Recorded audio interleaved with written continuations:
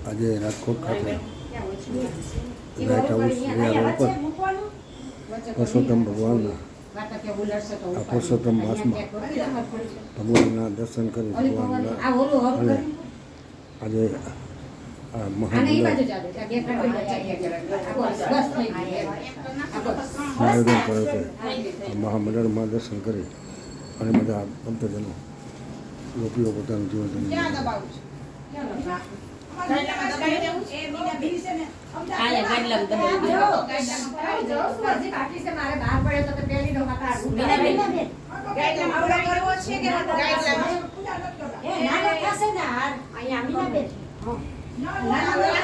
એવડા જોશે ને આમાં પહેરવા છે